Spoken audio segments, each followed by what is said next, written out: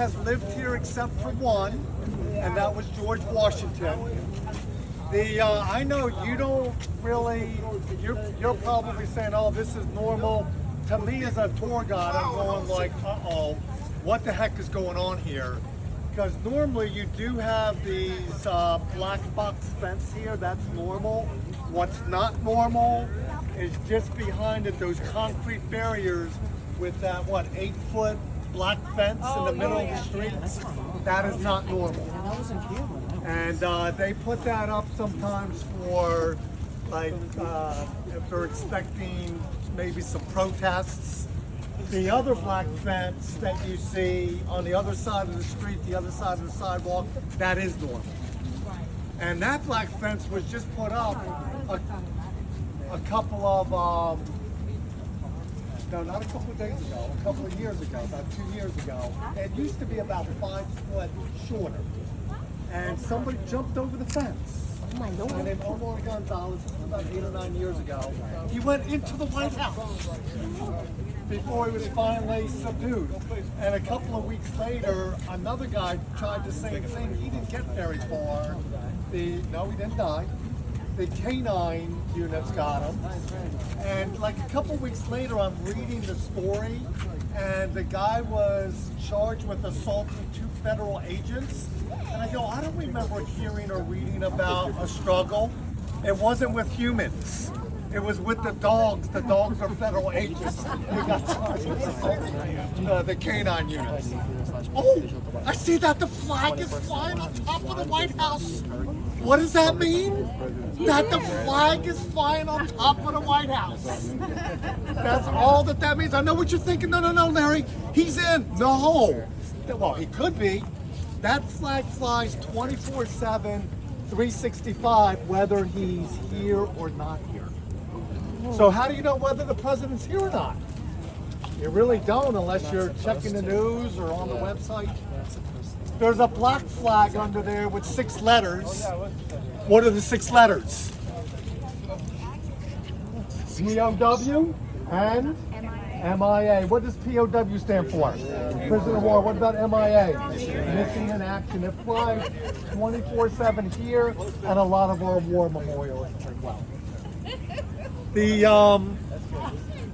There's 132 rooms, 35 bathrooms. Sorry, can't use any of them right now.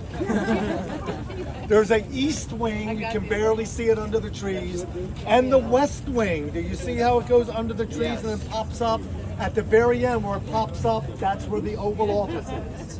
The President of the United States of America, President Biden, was speaking from the West Wing in the Oval Office. I know it doesn't look oval on the outside because it's not, but on the inside it is. That's where he would be at. The news media, they are over. Can you see the kind of green wavy tents within the fence? I have a couple of lights there. That's a permanent news media stand. So if they're going live to Andrea Mitchell, who's live at the White House, that's where they're staged at. And they kind of get the camera to bring in the White House. It's like, it's right there. Oh, go down. Larry, why did you do that? Okay, well, hang on here. The question was, Larry, why do they allow that? And what that is we've arranged something for our VIPs. This is a protest that's been going on for a really long time. 40 years. 40. What in the world are they protesting for 40 years? Well, it started out as nuclear arms and nuclear energy. They said, hey, we can blow up the planet 12 times. I mean, do we really want this?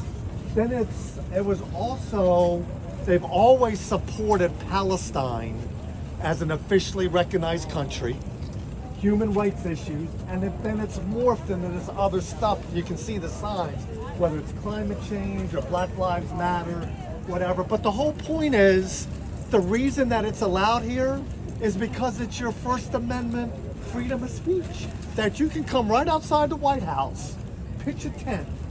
Well, they're not allowed to camp here, but basically kind of like an area. If you love the president, you can shout out, Mr. President, I love you. If you don't like this president, you can say, Mr. President, I don't love you. And that's fine. You're not going to be arrested. Now, some people have asked as well, they say, excuse me, Larry, we're on the red bus. So, I mean, isn't the president going to at least come to the window with the first lady, maybe wave, maybe come out to the fence before he meets with Netanyahu? I gotta listen, I've been doing this for a number of years. I've never seen the Bidens come out. I never saw the Trumps come out, the Obamas. But every time I come by the White House, I always see the bushes.